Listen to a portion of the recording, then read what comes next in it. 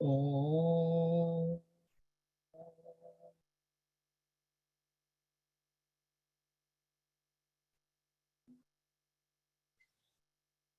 Om.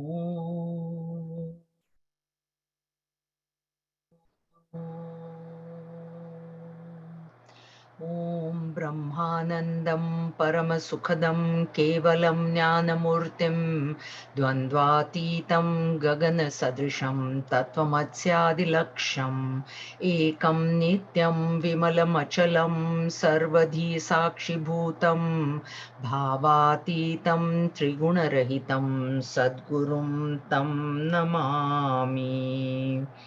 ॐ सदाशिवसमारम्भां शङ्कराचार्यमध्यमाम् अस्मदाचार्यपर्यन्तां वन्दे गुरुपरम्परां श्रुतिस्मृतिपुराणानाम् आलयं करुणालयं नमामि भगवत्पाद शङ्करं लोकशङ्करं शङ्करं शङ्कराचार्यं केशवं बादरायणं सूत्रभाष्यकृतौ वन्दे भगवन्तौ पुनः पुनः।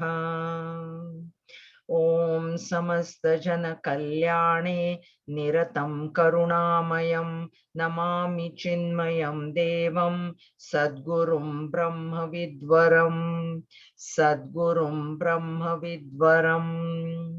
ॐ सहना भवतु सहनौ भुनक्तु सह वीर्यं करवावहै तेजस्विनावधीतमस्तु मा विद्विषावहै। ॐ शान्ति शान्ति शान्तिः। हरिः ॐ श्री गुरुभ्यो नमः। हरिः ॐ। ॐ सर्ववेदान्त सिद्धान्त गोचरं तमगोचरं गोविन्दं परमानन्दं सद्गुरुं प्रणतोऽस्म्यहं सद्गुरुं प्रणतोऽस्म्यहम्।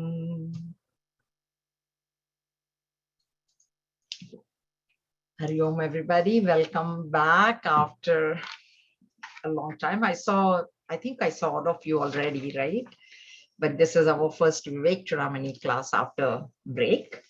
And I have my bookmark on verse 379.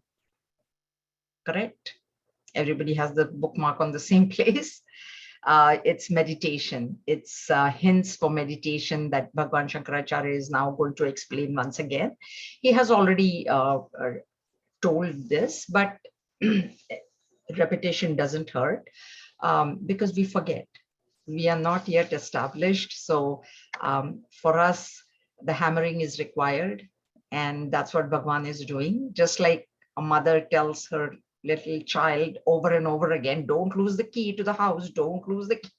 Food is in the fridge, don't use the range, use the microwave only. So Bhagwan also, like our mother, is explaining. So please be patient. I will not go that much into details because all this portion has been covered in one way or other. But we should remind ourselves of all these things. Okay. So we are on verse 379. It is page 456 in my book, maybe not in your edition.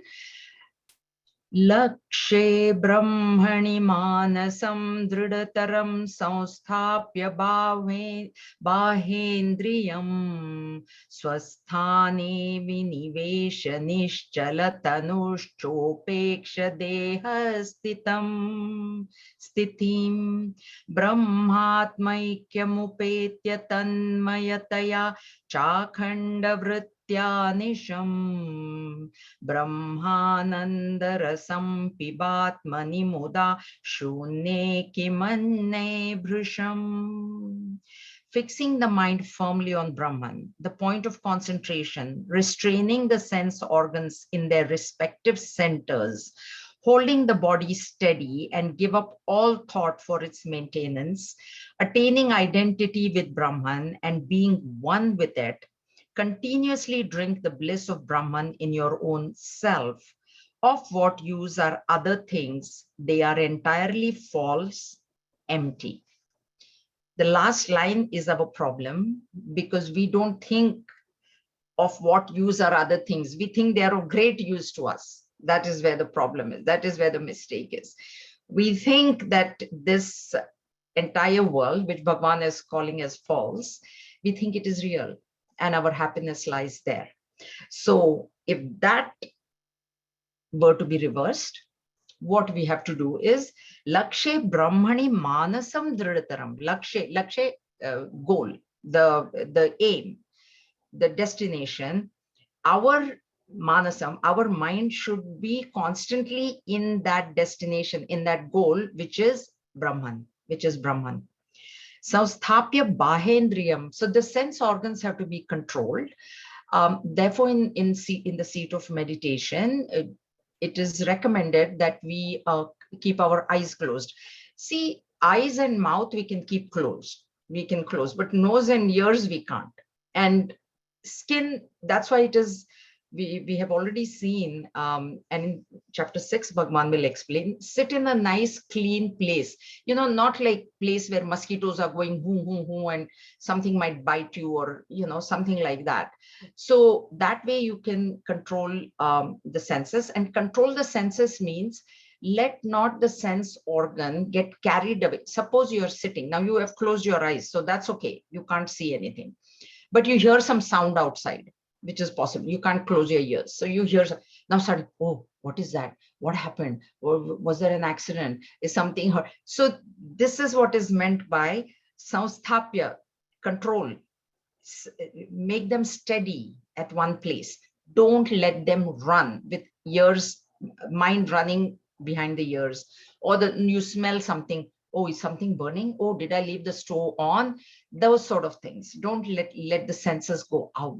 Don't let, that's why meditation time is recommended early in the morning, before you start your cooking, before you start anything. So everything in the house is shut off, the range, whatever, and everybody's sleeping if there is other people in the house, and then you sit in a quiet place in your room, and that's when meditate. So at least there are less chances, and even the outside world has not woken up as yet. They say 4 o'clock is the Brahma Muhurta. It's a bit too early, but early morning, because even the traffic has not started that much. It is quiet outside also. It is quiet in the house also, and you are also well rested because you have had a good night's sleep. So your body is well rested, and that would be the most ideal time to contemplate on Brahman. Okay, Swasthane Vinivesha. In their Swasthane Vinivesha, Swasthane are sense organs in their own respective places, not running away here and there. Like you hear some sound, then the eyes are like, oh, let me just go look out the window. No, keep them in their place. It's okay. The ears heard something, but the eye should not be running and saying, oh, let me see what happened outside, that sort of thing. Nishchala Tanu, body Nishchala, steady. At one place. Asan Siddhi is said to be attained when you can sit at one place without moving for half an hour, 30 minutes. The practice of that starts with like sitting at one place for 5 minutes without, doing anything. We kind of, I think Swami Shwananji had said, somebody came to me and said, Swamiji, I get the best ideas when I'm meditating. Can I sit with a notebook next to me so I can quickly jot down? And Swami said, no, no, you can't. So that's why the body shouldn't be, oh, this idea came, let me just write it down, otherwise I'll forget. So body should not be moving. It should be kept steady. Dehasthitam, holding the body steady and giving up all thought for its maintenance. Don't worry about the body. That is not the time. That's why it is said we need a healthy body for spirituality also, because we need a healthy, suppose if the body is not well, then, oh, head is hurting, leg is hurting, you sit down, then knees start hurting, legs start going to, foot starts going to sleep. That should not be there. That is one of the reasons that the body needs to be maintained. But that in the seat of meditation, that is not the thought of maintaining the body. That should be done during the other times when you're not meditating. Attaining identity with Brahman and being one with it means the thoughts, attaining one with Brahman. See, Brahman is the subtlest. So our identification right now is with the body, the senses. So withdrawing attention. Withdrawing attention means what? Means slowly, slowly forget about the body, forget about the senses, transcend the mind, intellect, and then just think about Brahman. And thinking about Brahman at that stage is Aham Brahmasmi. This is Vedantic meditation. So we are not thinking about a void or avyakta or unmanifest. We are thinking about a presence, that presence which is Brahman. So Savikalpa Samadhi is the first stage where you say, I am Brahman, not I am body or I am Jiva, not Dehosmi, not Jivosmi, Aham Brahmasmi. That is what I am. This is what it is. Continuously drink the bliss of Brahman in your own self. This is what Bhagavan is saying, that the source of bliss is you yourself. That needs to be recognized. Unless we recognize that the source of happiness is within us, we are happiness itself. This morning's lecture on Subodh Vedanta, Guruji is in the last part and he's describing the Jivan Mukta Purusha. And the first thing that he said is a Jivan Mukta Purusha has recognized that he is happiness itself. He has recognized that my happiness is not in this object or that object. Not I am happy, I am happiness itself. I am happy is a thought. I am happy because I have a car, a house, a job, money, whatever. That is I am happy. But I am happiness itself. So why do I need a job and a car and a whatever externally to be happy? Because I am myself that happiness. That is the recognition. That is what Bhagavan is saying here. Brahmananda rasam pibatmani muda. Muda, enjoy. Enjoy in the bliss of Brahman, because Brahman is nothing but bliss. This is the recognition that has to come in the seat of meditation. Shunya kimanya bhrisham. Everything else is shunya. It is futile. Or thoughts about everything else. Okay. So see, in the seat of meditation, we can practice all these things even in our life, day-to-day life. So every time a thought comes that, oh, if I get that object, I'll be happy, we can remind ourselves that my happiness is not in that object. I am happiness itself. So that way meditation, that is the only way meditation can become 24/7. Gurudev has described meditation as a 24/7 process. He has said this repeatedly, that 23.5 hours you can't be indulging in the world, and then that last half an hour, now you're trying to meditate on Brahman. That is not possible. That is not possible. And 24/7 meditation, if you have to do, it indicates it is not an action either. Somebody asked me, recently, so you must not get time to do meditation. And I said, no, I meditate, because when I walk also, I'm thinking about my lecture, what I'm going to be speaking next day or that very day. So I am constantly, I said 24/7, it is, and 24 Adhyatma Nitya we have studied. In and through every experience of life, when we can bring God in there, the principle of God in there, it is meditation. Meditation is coming from the word medit, to think, Latin word medit, to think. So meditation is not an action. These are practices that are prescribed to quieten the mind. Early morning, sit down in a quiet place, because your days, things have not started. But throughout the day also you can practice by practicing Adhyatma Nitya. Throughout the day also you can practice. While working, you can practice. Okay, but these are the techniques that are given here. Okay.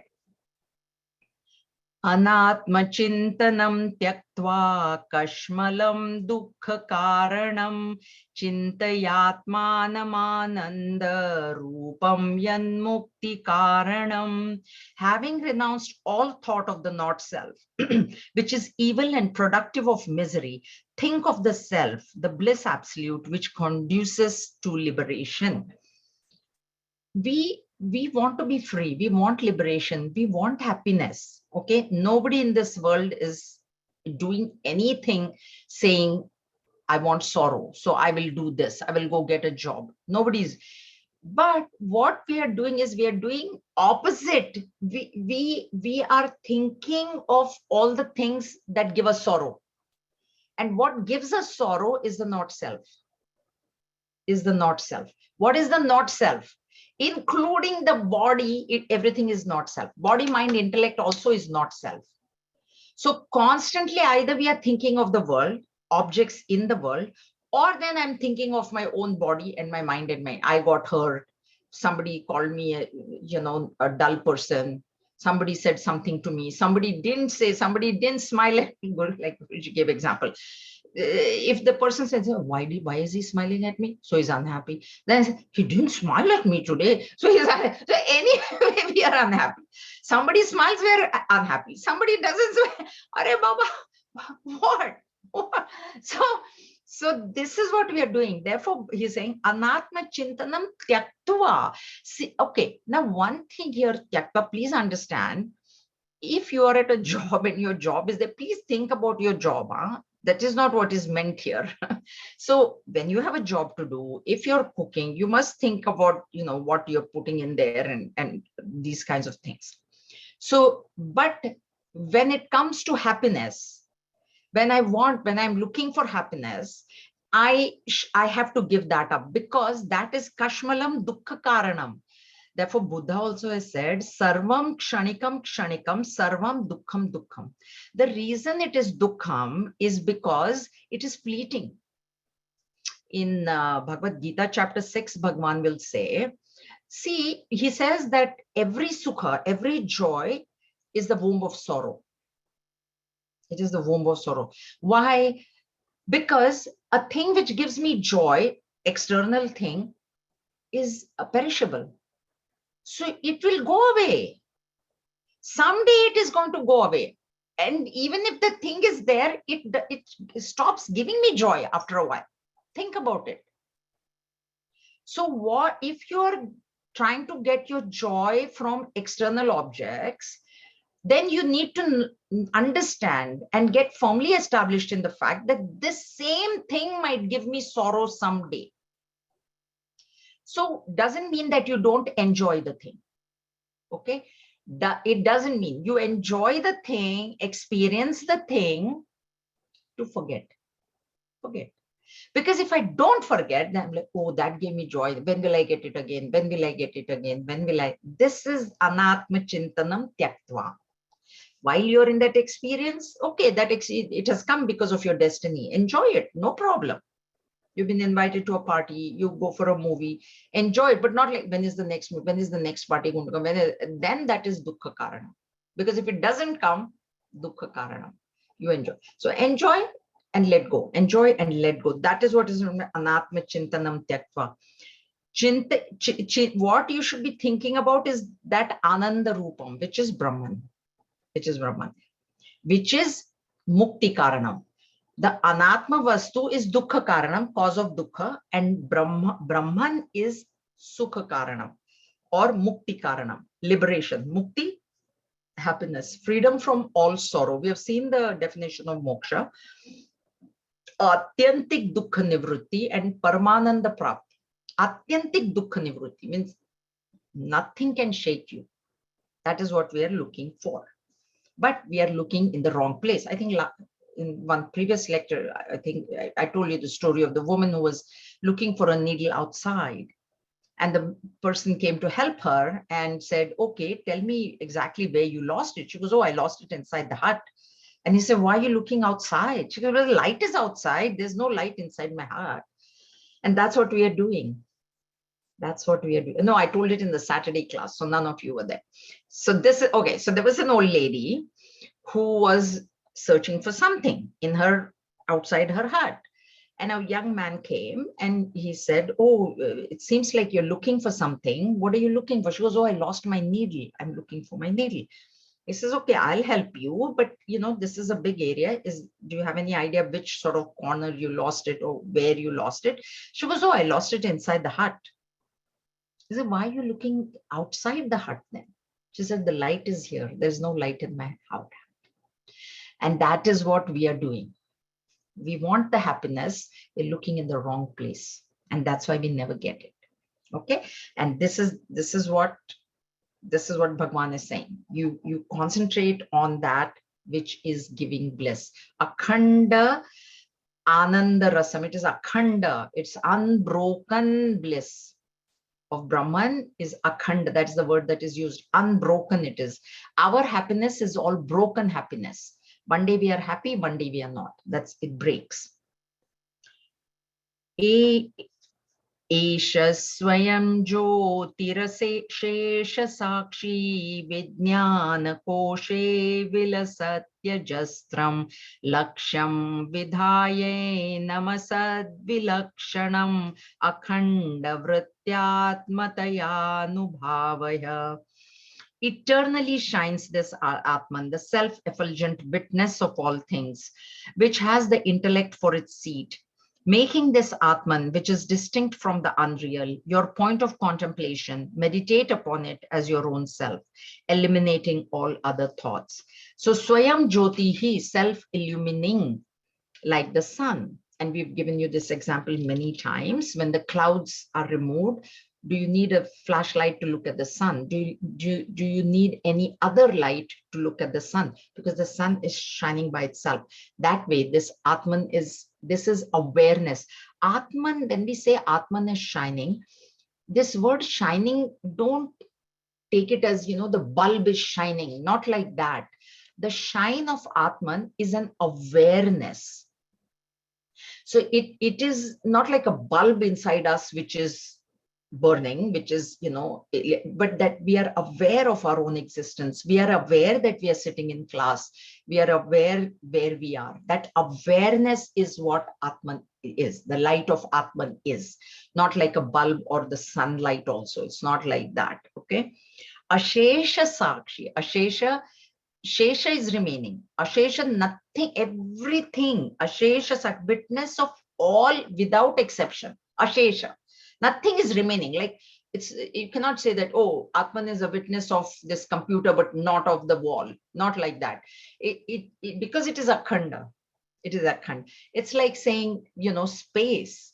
Space is everywhere, right? There is not a single square inch on this earth where space is not there. Space is there everywhere. Like that. This is Ashesha. It is a witness of everything that is happening.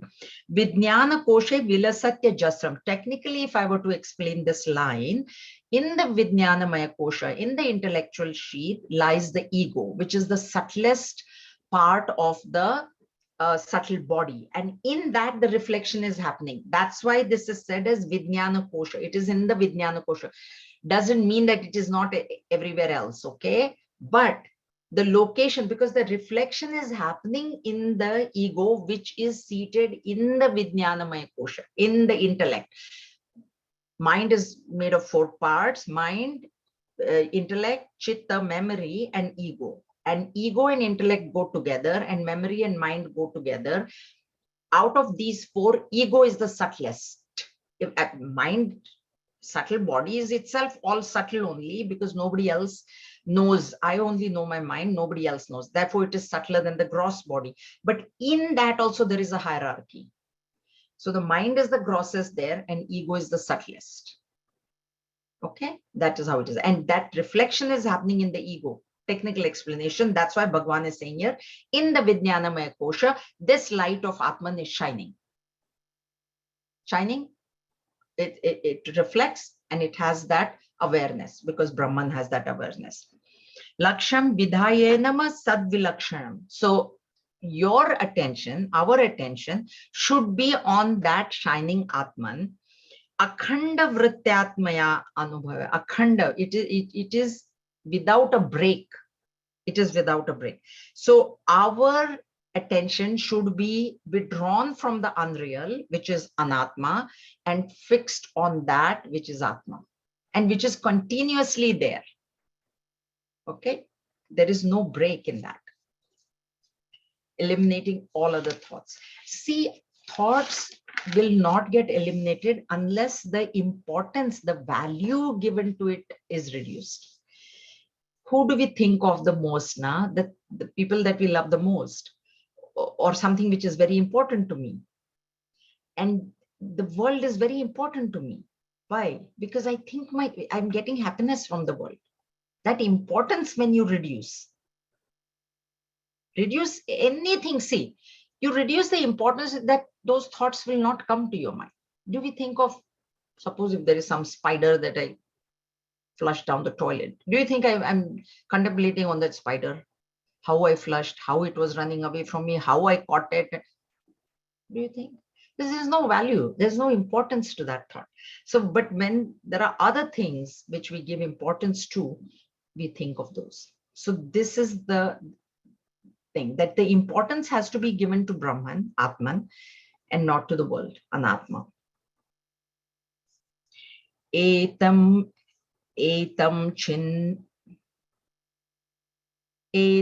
chinnaya vritya pratyayantara shunyaya ullekhayan vijaniyat swaswarupataya sfutam. Contemplating continuously upon this Atman with no intervention of any other thought, one must distinctly realize it as one's own real self. Because this is meditation and meditation techniques, this is an instruction in the seat of meditation, which is given unbroken contemplation. So savikalpa samadhi aham brahmasmi, which will lead you to nirvikalpa samadhi, which is Brahman. That's it, I am. This same thing, if I were to explain it objectively, it is adhyatma nitya. That's how it will become 24/7 meditation. Every single experience, every single thing that I go through, I have to think of God in and through all the experiences. So this is what full unbroken contemplation upon the self is required. This is in the seat. Actually, this verse is in the seat of meditation. Okay. So, and then swaswa rupataya sfutam, very clear. Sfutam word is used quite a bit in Vedanta. It's very clearly, that's why that Hastamalka Stotram is there. Hastamalka, it's like a gooseberry on your hand. Suppose if something is on the palm of my hand, how clear is it to me? I cannot make a mistake of something which is on the palm of my hand. That is how clear it will become that you are that Brahman, but it requires uninterrupted contemplation. Okay. Atratmatvam dhridi kurvan ahamadishu santyajana udasinataya teshu tishthet svutaghatadivata.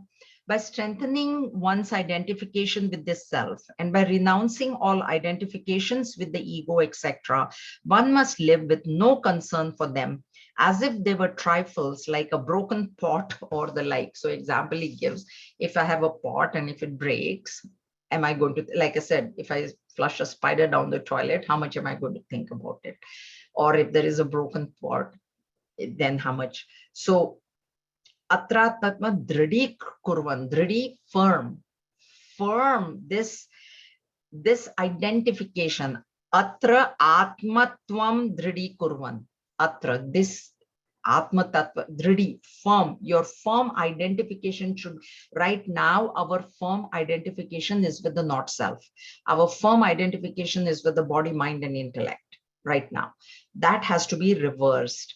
That can be reversed by constantly thinking of that. Right now, we are constantly thinking of the body, mind, intellect, but this has to be thought of, Atma has to be thought of by the renouncing all identification, the ego, etc. So starting from the ego down to the body. A lot of people, they think they are not that much worried about the body, but they're very worried about the intellect. So that is how it is. Some people are, of course, body identification, so everything is relating to the body. Some people are identified with the mind, so they're very sentimental and compassionate and loving, and and all that. And then there are some who are identified with the intellect. So all three are false. Identification with all three has to be avoided. Okay, and that's how we will get established in the truth. In the second last and the last paragraph, I have underlined in red: when you get established in truth, live uninvolved in the things that are happening around. That is when you get established. So the realized master this is, but what we can practice is not to get involved in everything. The first step of not getting involved is, if it is not concerning us, don't take part. That is what I have. This is how previously, whether it concerned us or didn't concern us, we will get involved. Nobody will ask me. I will give advice. This is how we were. So at least what we should start doing is, only where we are concerned, definitely we must speak up. If we are asked for advice and we are capable of giving it, we have expertise in that field, definitely we must give. So at least those type of things, as spiritual seekers, we must avoid. Too much social contact, too much socializing, too much partying, too much of everything should be given up. Everything has to come down into moderation. That is the first step of, that is where we would have to begin. And the other line that I have underlined is, remain like a broken pot. If you cannot eliminate the mind, at least make a few holes in it. Means what? Let all the negativities leak out. Broken pot is what? If there is a crack in a pot, if you put water in it, it will leak out. That is what is meant here. Negative thoughts should leak out. That's why I told you we've got 2 years. So we hear all kinds of things. We need to have the ability to filter what should enter from 1 year, and most 90% of the things we hear should be going out of the other year. And only few things we should keep. Unfortunately, what is told in class is getting ventilated out, and the world, oh my Lord, then we are putting it into our heart and holding it to our heart. And so everything has its own importance, and only that much importance should be given to everything. And anatma, between anatma and atma, anatma has no importance at all. So unless it is, it concerns us directly, there's no point. Let go, let go, let go, let go. Okay. Now, Vishuddhamantam. Are there any questions so far? Everybody's clear? Okay. Okay, I'm proceeding. Vishuddhamanta karanam swarupe nivesha sakshinyavabodha matre shanai shanair nischalatamupaanayan purnam swameva nulvilokayet tata. By fixing the purified inner equipment upon the self, which is the witness and knowledge absolute, and little by little making it quiet, one must try to realize one's infinite self. So first important thing is purified inner equipment, purity of mind, extremely essential. And what we require for that is karma yoga. Okay, so when it says by fixing the purified inner equipment, it presupposes that karma yoga has been done. Okay, unless the mind is purified, realization is not possible. It's not possible. Absolutely not. Okay, so purified inner equipment, antakarana, mind, intellect stuff. Purification of mind is absence of likes and dislikes. A highly purified mind will not have likes and dislikes, will not make, as spiritual seekers, see, that's what I was thinking. As spiritual seekers, at least a few things, and this is coming from, now we're going to be studying in chapter 17. I was reading that about food, anytime any food come, we should not be commenting on it. You see, as spiritual seekers, okay? If you really want to call yourself a spiritual seeker, because what is happening is I go to the temple once a month for Hanuman Chalisa and food comes in, oh my God, the comments, what, this is not good. That is, and I'm like, guys, this is prasad, man, just keep quiet, just eat, and then leaving on the plate. It really bothers me. It shouldn't bother me actually, but it does. Because I always think of those, they show pictures of those kids in Africa with just skin and bones. And then we are throwing on the plate in the temple, which is prasad, and we are commenting on it. Very rajasic that is. That is rajas. So sattvic person never comments. Never. Don't comment good, don't comment bad also. Oh, today very nice. Huh? Food cooked. Prasad is not, it is neither nice nor bad. It's prasad. You just accept. So that is the purity of the mind, where, it doesn't comment very much. A purified mind doesn't go on reacting to every little thing. It accepts. That is the sattvic. Now that's the difference between a sattvic mind and a rajasic mind, because that's what now we are studying there. A person with a sattvic bent will not react to every single thing that is happening. And a rajasic person will react. Something or the other, there will be reaction. Too much rain, too much cold, suddenly it became this. Arey Baba, ho gaya, theek hai, to accept and move on. That is not there in a rajasic person. Acceptance, that acceptance has to come. That is a sign of the mind, how purified the mind is, how sattvic it is. Because rajas, tamas are impurities. Sattva is purity. So the more sattva is in the mind, remember the mind is more pure. This is what he's saying, by fixing the purified. So mind has to be purified upon the self, which is the witness and knowledge absolute. Witness, sakshi. I told you, sakshat ikshate iti sakshi. So witness, it is called as a witness when it is in this body equipment, because there is something to be witnessed. But in actuality, there is Jiva and Brahma, Aikya is there. So in actuality, it is knowledge absolute. But it is, when we call it as witness, we bring it a notch down, because absolute knowledge, there is nothing else. Whereas witness, there is something which is being witnessed. But the witness and absolute knowledge are one and the same. But that's why these two words always, Sakshi word is used always for Brahman, indicating that Brahman is inside. That's why I think in chapter 4, no, in where that question came, is that these people do a lot of tapas, and then they torture me as well. Yeah, in the Monday class, right? And they torture me as well. So when Bhagwan is saying me, it is that Sakshi that is being tortured, because Brahman is beyond torture. But then if we say Brahman, there is nothing, there is no body only. So the body being tortured doesn't come into play. So when it is said that they do extreme tapas and torture the body, then they are torturing the Sakshi, which is within the body.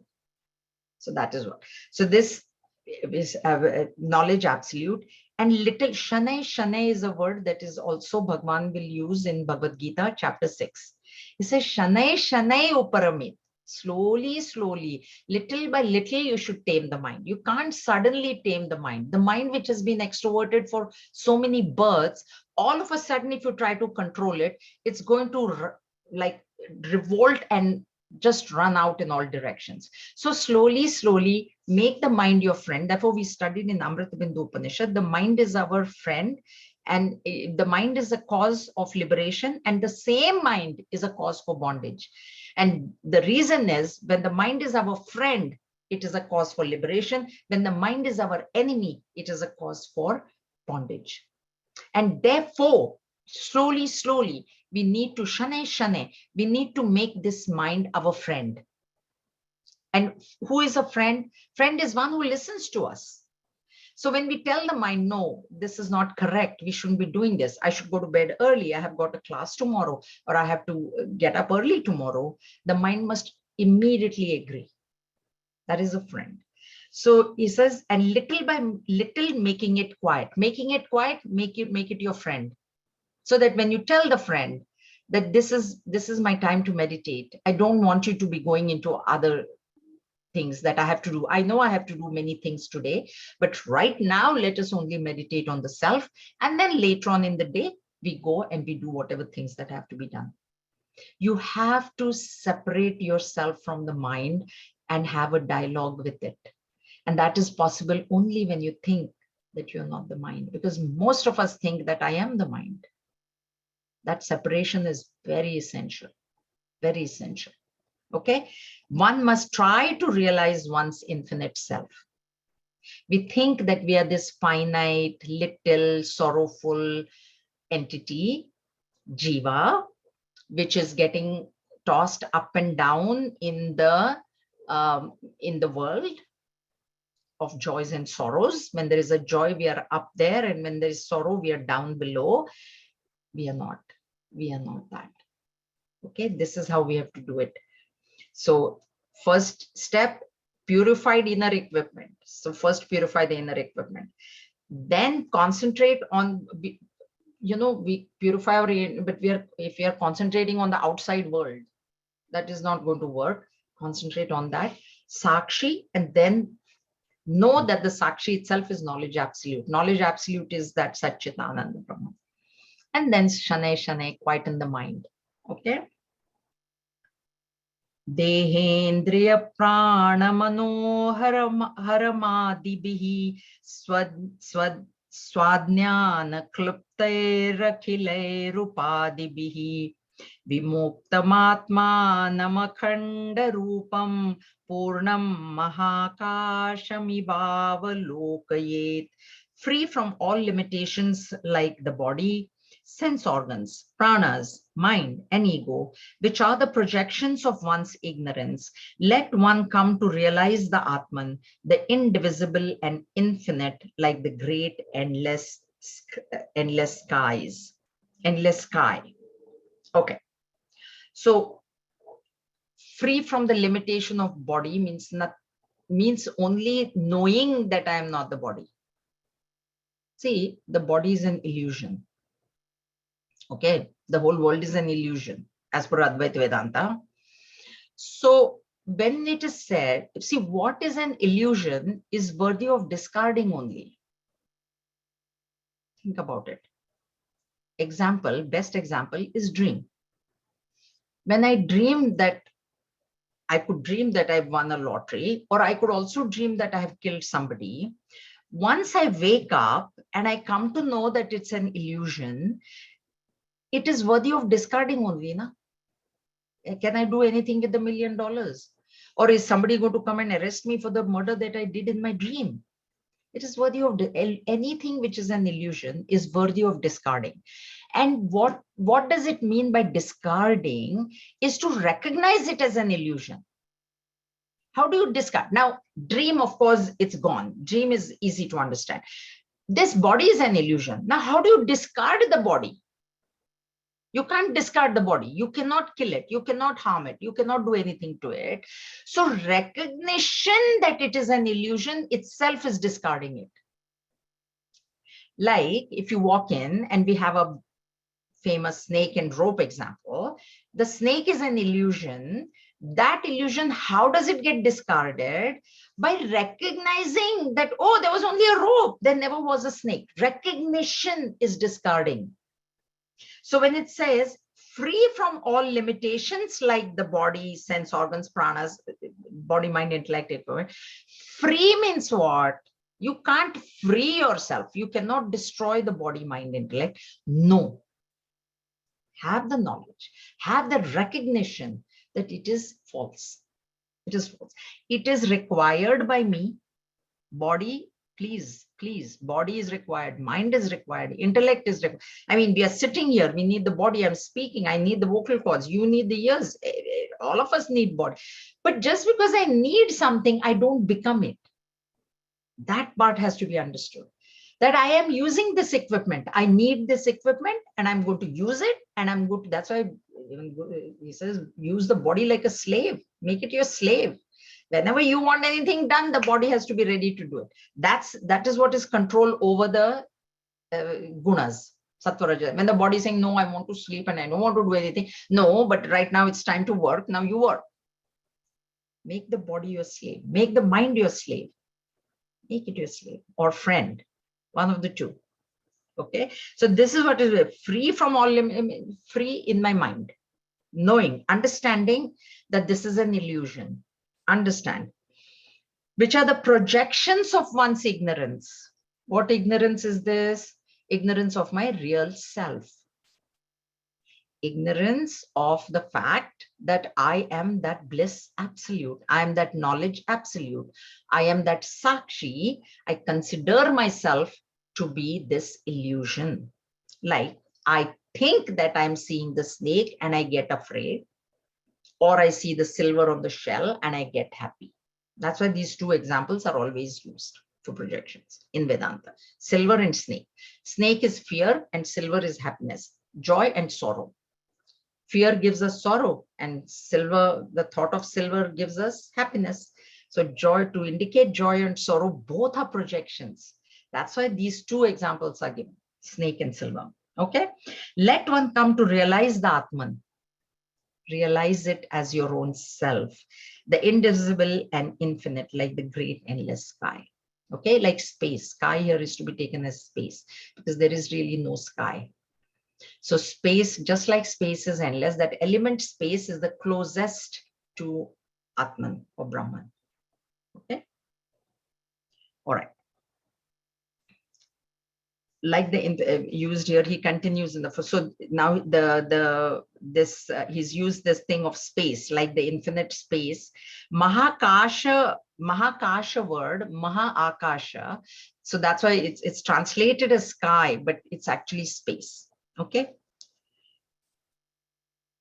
Ghata kalasha kusula suchi mukhaihi gaganam upadhirshatair vimuktamekam bhavati na vividham tathaiva shuddham paramahamadi vimuktamekam.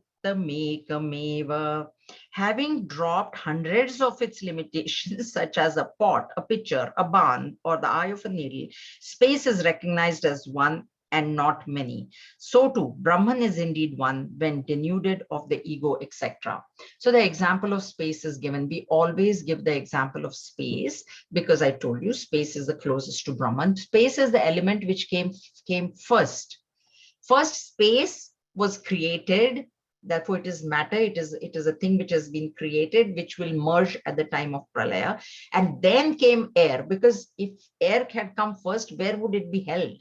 Space is required to hold everything. So space comes first. And he gives examples like there is space in the pot, there is space in the pitcher, and even in the eye of the needle, there is space. And is that space different? Are those three spaces different? You can change it to your own home. I'm sitting in this den. This is a den space. And then there's a kitchen space and a living room space and a bedroom space. Are these all spaces different? So they appear different because of the upadhis, which are illusions. The wall is an illusion because why? It can be broken down. Why do we call something as an illusion? What is the reason? It's because it can change. It can be broken. This jivatva is an illusion. Why? Because there are people we may not have realized, but there are many people who have realized that it's as an illusion. Dream also, while dreaming, we think it is real, but when we wake up, we come to know it is an illusion. So space, he gives, though it appears divided, and we call it different names, same way, this, Brahman, we are calling by different names. So Brahman only we are calling Jaya, we are calling A, B, C, D, car. Brahman we are calling computer. Brahman we are calling scanner and mouse and book and whatever, pen, pencil. We are calling Brahman only. Why? Because that is the existence principle in them. Just like, so space always, and space is the example that is heavily used by Sri Nisargadatta Maharaj. In his book, I Am That, he gives the example of space, because he was told Soham by his guru, right? He was told Soham. It's not Koham. Raman Maharshi gives the mantra Koham. He says, go question yourself. Who am I? Who am I? Who am I? Question. In Sri Nisargadatta Maharaj's guru didn't ask him to question. He had complete faith. He said, you are that. Don't doubt it. Don't doubt that you are that absolute self. So he gives space. Is this space different? That's what we need to think. Is my living room space different from my kitchen space? Yes, right now I call it different. I call it names, a kitchen space, living room space. But the minute I break that wall down, can I tell? That's what he's done here. He's given the example of pot and the picture and etc., etc. Okay.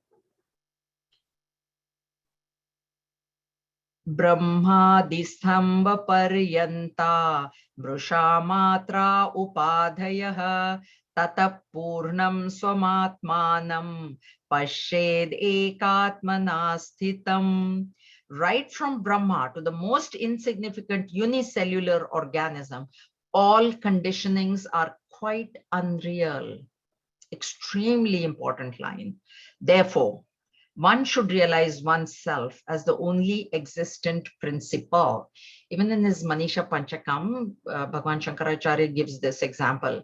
Right from Brahmaji to a blade of grass, or right from Brahmaji to a minuscule ant, insignificant ant, or the most smallest unicellular organism, whatever that is, it is false.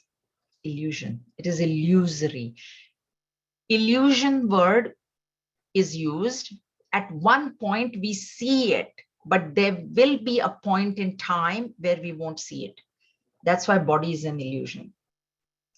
False word should be understood as illusions. When we say false means something which is not there at all, like the horns on a rabbit.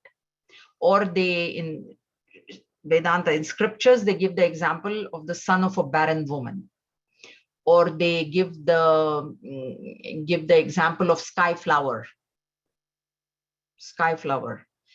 It is not there. Horns on a rabbit, that is false. But the rabbit itself is an illusion. Why? Because I do see the rabbit at one point, and then at one point it will not be there. So that is the difference between illusion and false. Okay, so here it is Mrisha Matra. Mrisha word is used. Mrisha is unreal. Gurudev has translated it as, but unreal means that which, unreal means false, but also understand the difference between false and illusion. False is something which never existed, which can never exist, like sky flower or horns on a rabbit. But Mrusha or Mithya is that which is seen at one point in time and then not seen the next.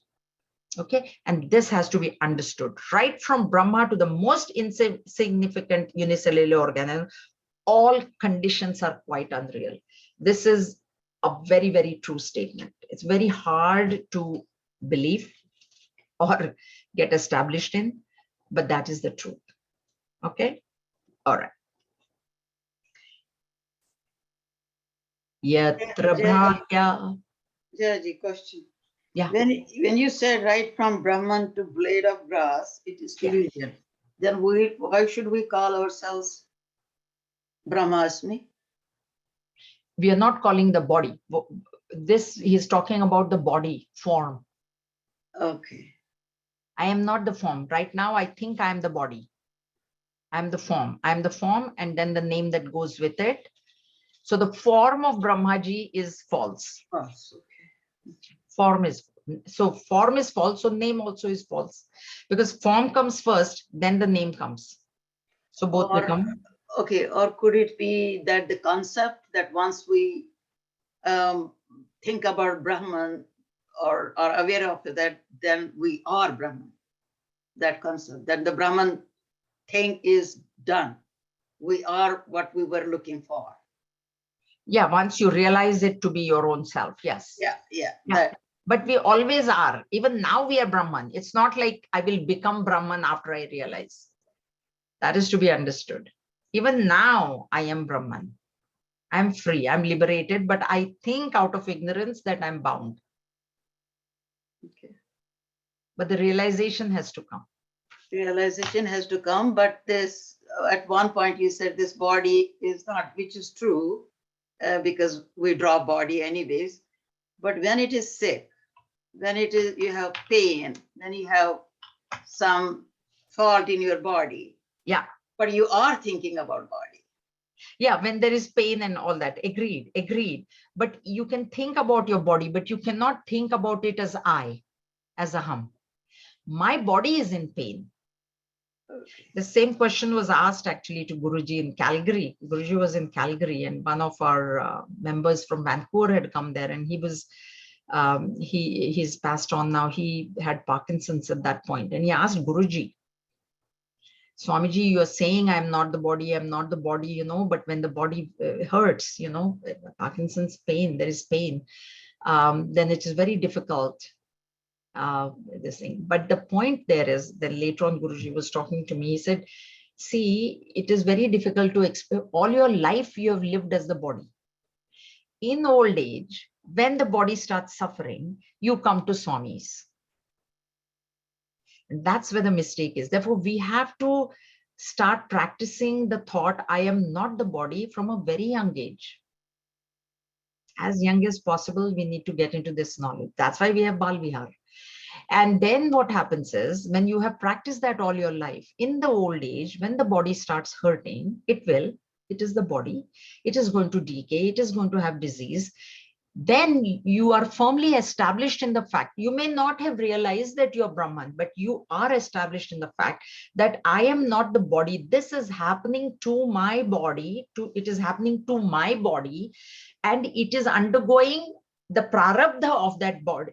That body has got its own prarabdha, which I have only brought from my past karmas, and it is exhausting it.